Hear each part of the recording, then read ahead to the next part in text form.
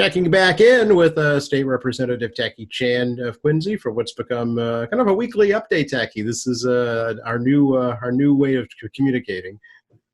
Well, it's good to see you as always, Joe. Always good to see a friendly face. And of course, welcome to our humble abodes in our living room and our dens and running public hearings from your house. It's different. But, always appreciate a chance to talk to you. And, this actually creates some degree of normality in our lives by doing this. Yeah, no, I think it's important to keep to some kind of a routine, whether it's at home or at work. I've actually started to go back into the office on a very limited basis at QATV. I know that this was the first week of the governor's phased reopening. How are you hearing it's going? I think there's a lot of frustration still by a lot of businesses, especially those who have to reconfigure themselves for curbside pickup, telephone orders, online payments, things like that. Different way of doing business. Some of the very small businesses do not do that. It's a browsing business. You have to walk in and see what you get or what you want to get. That opportunity is taken away from folks at the moment regarding the non-entry at this point still on retail stores. I've noticed in Ralston, where I am, that the restaurants have that had not done takeout in the past have started doing some takeout. Most likely in anticipation of potential reopening of restaurants June 8th, which there is no commitment yet, just to let people know that that's going to happen by the governor. But, clearly there's some interest on at least getting your businesses somewhat restarted through takeout. So if you have not gotten takeout in a while and you're curious if your restaurant that you enjoy has open for takeout, it actually now's a good time to check in and give them a phone call and see where they are as they start to try to figure out if they can reopen it under new normal. I do want to remind everyone the state of emergency is not over. The governor has not ended the state of emergency, which means the governor's police powers under the law is still in effect. So mask wearing, social distancing recommendation, and all the other guidelines they put out is still in effect, including the no gatherings bigger than 10 requirement. So as we do our phase reopening, it doesn't mean the emergency powers are over. And it's actually part of his emergency powers on the phase reopening process. So we don't have a time frame really still on when this ends. It's still as play as we go, trial and error, unfortunately. I hate to say trial and error in something like this, but it is, and we'll try our best as we move along. Yeah, even he has admitted that the data and the science and the very smart people that he talks about are the ones that are kind of, dictating how this will proceed. That's correct. I think you've figured out, I think some of the people listening figured out I spend way too much time on the news and science journals and watching educational stuff on TV about COVID and what's going on in other parts of the world and how they're handling the COVID situation. And one of our conference calls among House members we can't do a full caucus because you can't have 100 of us sitting in a phone call and be constructive. Smaller caucuses of 20 is much easier to conduct a conversation. And one of the concerns that health experts have brought up is heavy breathing. You can project your respiratory fluids 15 feet away when you're breathing very heavily. So if you're running, you're exerting yourself, as you exhale, you can, blow your respiratory fluids very far away. Also, you're breathing heavy, which means you're bringing more air, which improves your odds on picking up something. So I know there's been a talk by Mayor Walsh about runners and people want to go back to the gym. We've seen stories that are in the news. But I hope people that are listening realize that it is common sense here. If you breathe harder, you're taking in more air, then you're pushing harder air out than you normally do, which means that if you are infected, you could spread the disease further around you. And the open air won't matter because of the 15-foot distance and the exertion of your lungs. Plus, if the wind blows the wrong way, it's someone else nearby will contract it. So if you're running by somebody on the street, for example, you feel, well, it's going to be very quick. It won't take long. Well, that's not true. You're exerting an enormous amount of air in your lungs, and you're exerting a lot of air in. So if I'm in your breathing space as you're running by and you're inhaling the wrong moment and I'm infected, you're going to get infected. So the social distancing, particularly people that are going to exercise pretty heavily, just be mindful of more distance, because moving quickly does not save you from being infected. I think there's a myth going on around that. Yeah, it's going to be interesting. We've seen just today actually a resurgence reported in South Korea, where they had kind of been held up as the model for containing this thing. So it's really still pretty unpredictable, I think. And moving into the summertime, South Korea actually has a very similar weather pattern to we do. There's a little quirk because they're what do you call it, Arctic air current is actually coming out of the Siberian area. So they have a slightly different weather pattern in terms of dry air and snow. But in terms of the rest of the weather, it's actually very similar to ours. So the one massive new infection was from one individual going to sell a nightclub. It creates this, it's actually pretty fascinating because, that one person spread to 100 people, and the rough estimate somewhere between 2.5 to perhaps up to 3 people can be infected by one person. So it gives the idea of the pyramid. So one person walks into a room, and that person didn't stay in just one nightclub. He went to a couple of different places. So he wasn't there just one person. And you're in that room with the person, but you're nowhere near, you're probably on the other side of the room. You were probably infected only because that person was the one in the room. And then it just kept spreading through the rest of the room. At night, you're in close contact, it's heavy breathing, you're dancing, you're excited. And that's an example of how you can projectile out your respiratory fluids much further in a high level of activity. And it just moves very quickly. So asymptomatic spreads is real, very real. And I think we can't discount that. So when you see other people, public gatherings, whatnot, then you have to really think about what are the chances of someone in there just, by daisy chain, essentially, infection inside minutes. I brought up my colleagues today about Sweden. Sweden has not instigated a lockdown. I know that it's been used as an example by a number of people who want to reopen and claim the lockdown as false, and this is fake science and things like that. But Sweden has a couple of things that we don't do here. One, they have one of the highest polling in the world of the people trusting their government. Their people have a very high faith in their government. Secondly, the government also issued very similar orders regarding social distancing and hygiene and guidelines like that. Thirdly, that country has staff rates 3,500, but it's a very small country, and it has the highest death rate in that geographic zone and the highest infection rate. The public is very aware of that. As a result, you see news clips of people gathering, which is not the norm. The statistics don't show that in Sweden. It's showing that people are now more than ever trying to keep away from each other because of the high death rate. They're paying it very, very attention and trust their government. So restaurant business down there, actually up there, geographically speaking, has a 75% decline. Wow. Because people on their own, being advised by the government of what's going on, has decided that the death count's high, infection rate's high, and we trust the government's health data, and we probably shouldn't be close to each other. Yeah. Well, so this is a kind of example of how you have one or two news clips, but you actually start reading up on what's happening on their health data, and you realize the infection rate is still going up, but the public on its own is trying to keep each other safe. And it's very disturbing when people kind of like twist this information and say, oh, look, they're the ones that are doing this right. I'm like, yeah, they are, because they're actually paying attention and listening to people. Right. Well, it's what goes back to what you talk about all the time, Tacky, is personal responsibility through this whole thing. That's correct. Yeah. They're taken very seriously. The people are dying around them. They trust their government, and that they are willing to make a personal responsibility to try to keep people safe because the death count's real. And they know the death count's not going to go down. It's still going to continue, but they're trying to manage it the best they can. Right.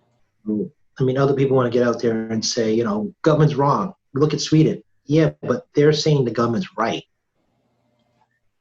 Right. The only difference is the government's not telling them what to do. They're giving them the facts and letting them decide. Pretty much, yes. Yeah. And they've had a high nursing home death like we have, the same problems, very same problems all countries have, very high deaths in nursing homes. So the government's very aware of that. And there's a lot of public anger. Don't get me wrong. It's not like the whole public's like happy, glory going with the government. The Sure. deaf home, the deaf in the nursing homes and cellular facilities in Sweden has created an outrage in the public for the government to act. Yeah.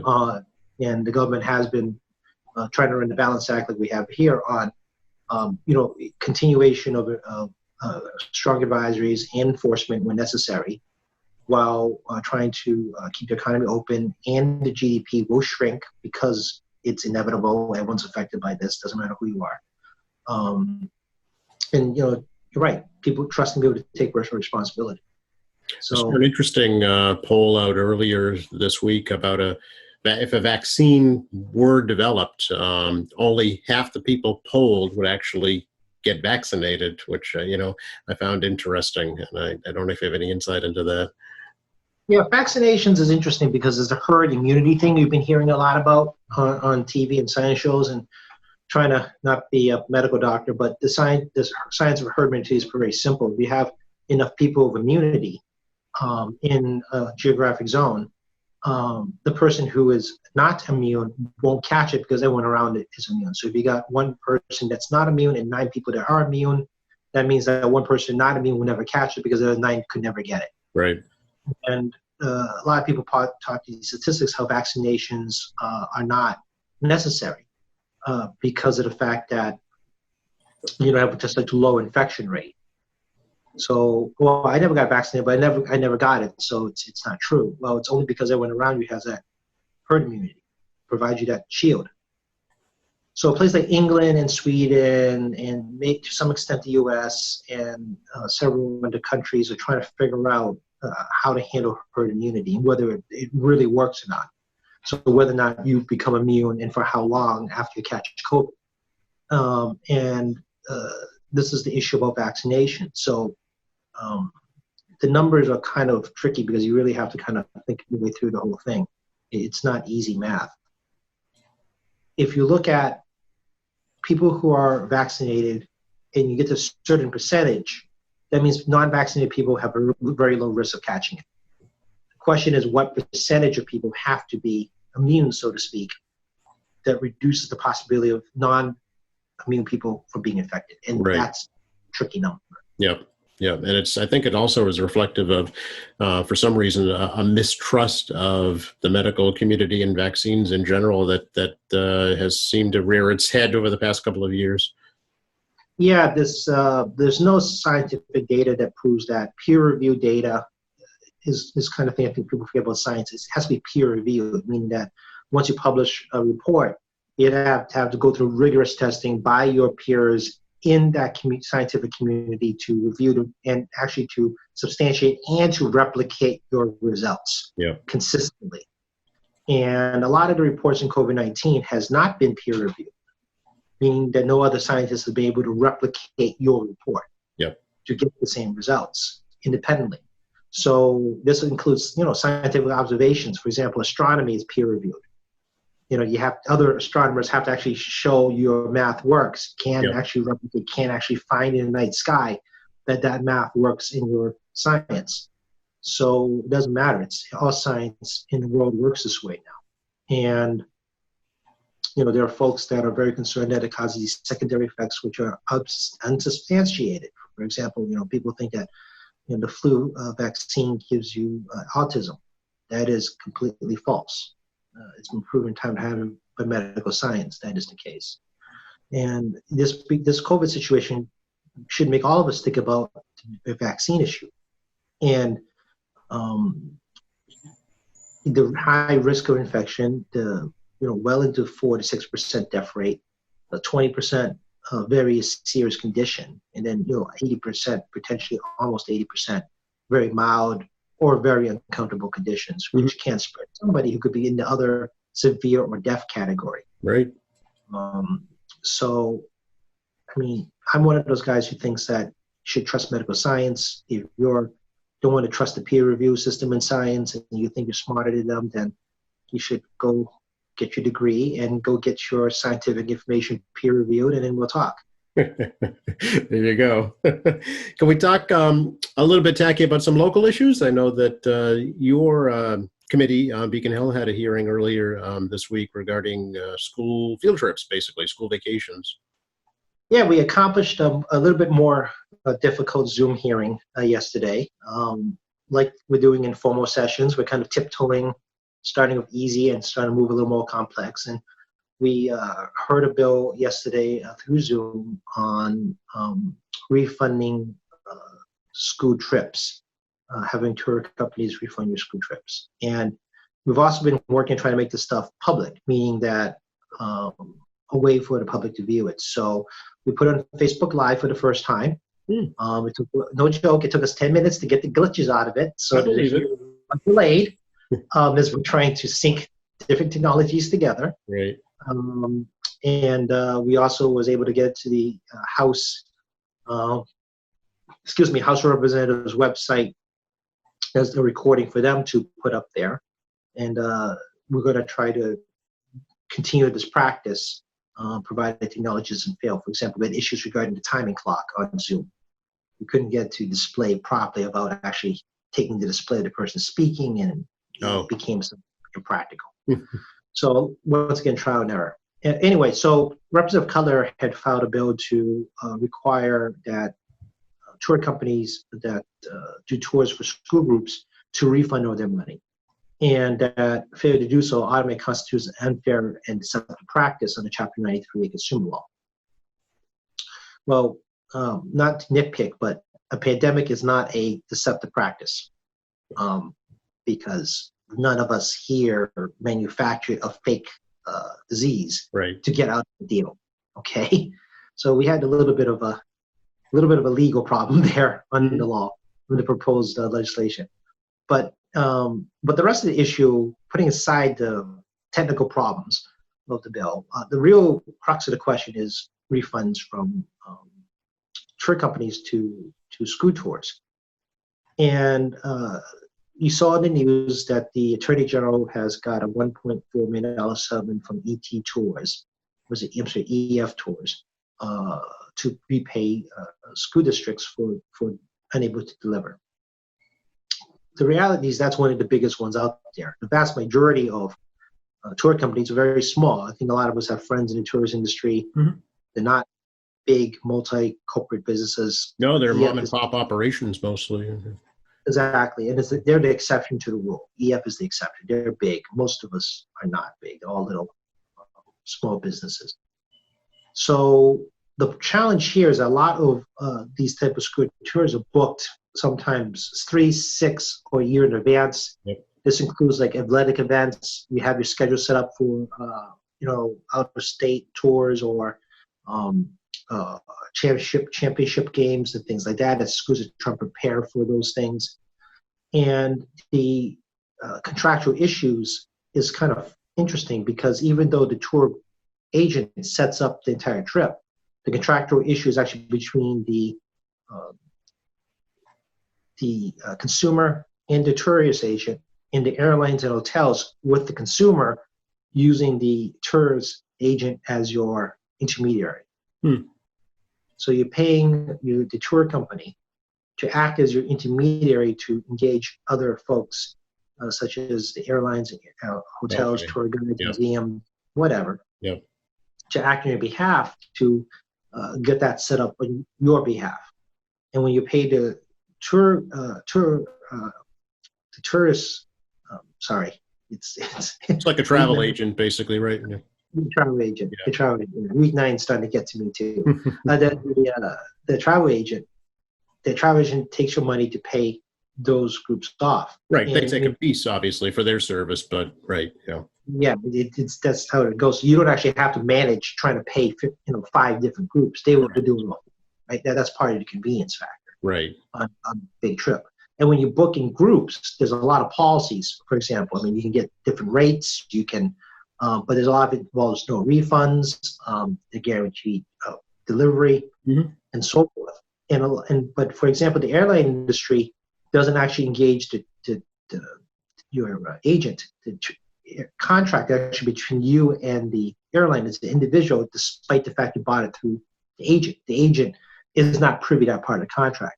Now, a lot of these agents will work on your behalf with refunds, changing flights, things like that to help you out because that's what they do. That's Right. their service. They want repeat customers. They want to demonstrate they're a good business owner. I mean, it's just in the good people. They just want to make sure that their customers are taken care of. But that doesn't mean that they're the replacement for the airline.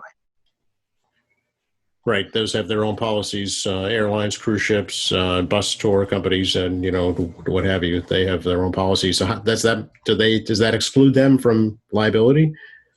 It may because each entity has different contractual terms Okay. that as a consumer you've signed up for. Yeah. There's also a federal component to especially the airlines. So, for example, in Germany, Lufthansa has been bailed out by the German government, Mhm.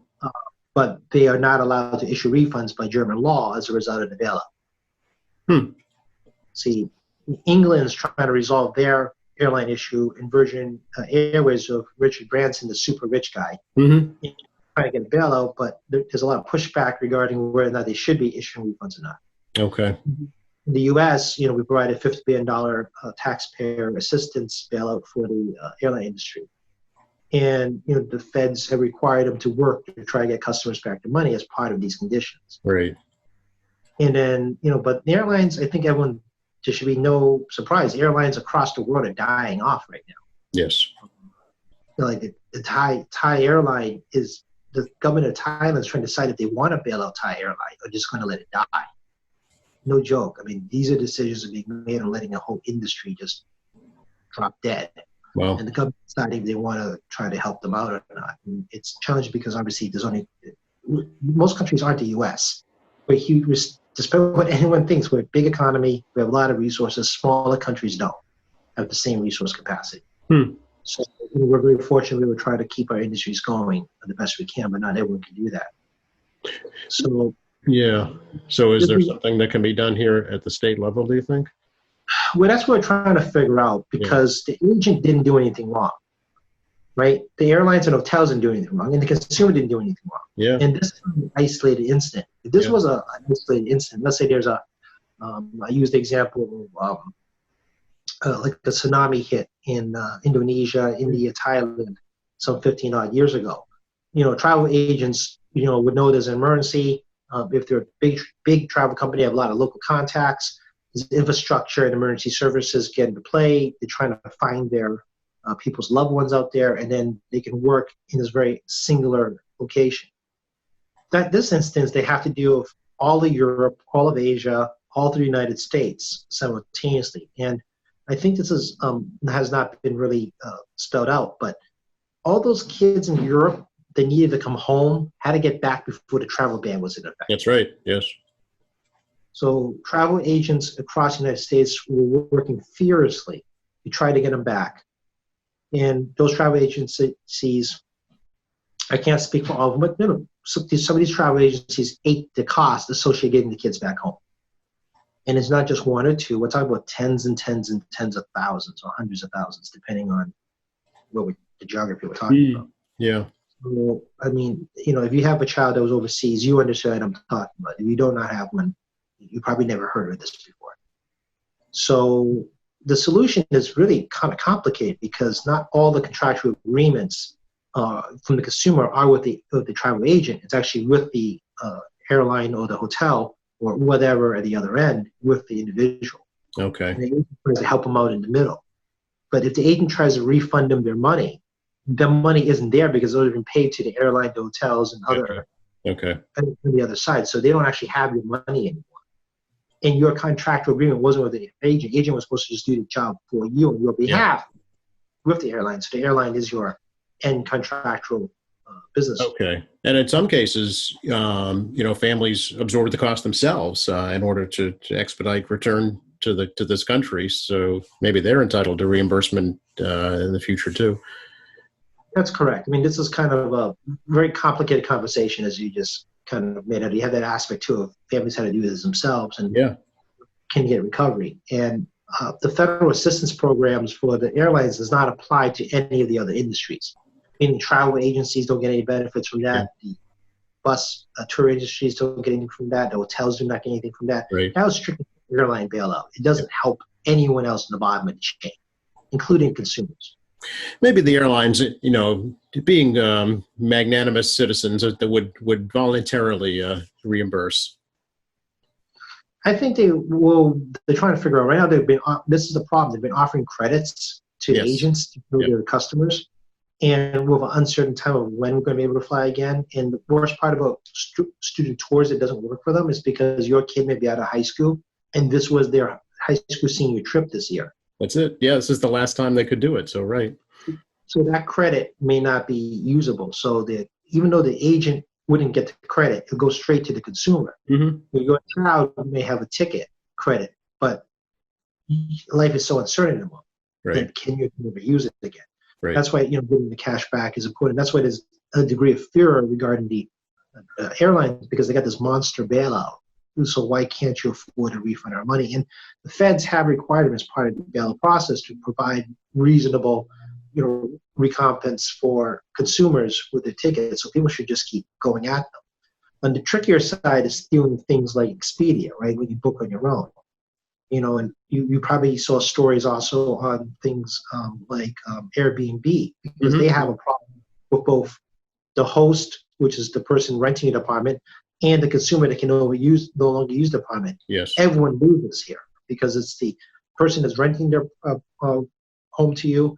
The Airbnb gets a piece of the action, and you got the consumer who wants to use that rental. They can't. Yeah. Yeah, it's a similar problem with like wedding venues. People who have booked, a year in advance and now can't have their wedding at the venue that they chose, and they can't have the photographer and the floors that they already paid for and the transportation and the music. It's, a myriad of issues. Well, it's also rotating money, right? Right. I mean, when you have the wedding planner go out there, they've already put deposits for everything around them. That's so right. You can secure the floors, you can secure the DJ, you can secure the venue. Yeah. But those users, those businesses too, don't operate on cash on hand. It's rotating money. So for them to be a photographer with that deposit, doing another job as a photographer, but they're relying on the fact that they have this other job lined up so they can get paid again. Right. And this is kind of the so-called gig economy, where it's one job after job after job after job, lining up your entire business plan that way. Mm-hmm. And then same thing of big venues. They're seasonal. They know they have less business during certain times of the year, but they plan their budgets that if they can keep this consistent business rolling, they can constantly make payroll, constantly make operational costs, and so forth. Sure. So COVID-19 has disrupted that entire cycle of the economy, where people need the next job ready as they finish the last one, so they can continue to keep the bills paid. Right. Yeah. So just suffice to say, this is going to have long-lasting impacts for we don't know how long for years to come, I'm sure. Yeah, I'm looking at a 2-year forecast. I mean, I'm my level of thinking in terms of working my committee and thinking about policy issues. I do understand there's the immediate issue, days, weeks, months, but I'm thinking 2 years out. And my committee oversees a lot of issues ranging from alcohol, to lottery, to the racetrack, to the licensed professions that are not medically related. I do have a tiny bit of the allied health guys, but the building regs and elevator inspectors. So I deal with a lot of construction industry folks, and obviously do restaurants through the alcohol industry and others. So I'm already starting to think much more long term, beyond 2 or 3 months. I'm trying to forecast out the next 2 years. Sure. COVID situation, and yeah, science changes, and it makes it harder every time. Every time you learn new science, it changes how I think. Do you think, Tacky, that the state lottery should go online? Yeah, that's been a lot of conversation again, and I'm still not in favor of online lottery. I wasn't in favor of online lottery before this. Massachusetts has a top 2 or 3 lottery sales in the United States, with me competing against bigger states like New York and Texas. So we're an extremely strong lottery. We've had increased sales every single year, despite the fact that people want online the lottery and sales only go up. Mm-hmm. So it's like, oh, the lottery is in decline. We should get online lottery. I'm like, yeah, but you're going higher. Sales are improving. It doesn't make sense. And now because of the fact that the lottery pays the cities and towns, that's a big chunk of your local aid. Right. That this is cry that we should, I don't know, have the citizens of Massachusetts gamble more to help your cities and towns, and closing in 800,000 people unemployment, perhaps close to 1 million. And we all know that it's not the wealthiest of people to play the lottery. We live in Quincy. We know our demographics, and we know where these convenience stores and bars are located. I mean, you know who your friends are to play the lottery. We're not talking about the people that have tens of millions of dollars on hand to play the lottery. Right. And we also have a new problem now. With the bars and restaurants closed, Keno is 99% bars and restaurants driven. Now, you have an alcohol license, you're likely to have Keno.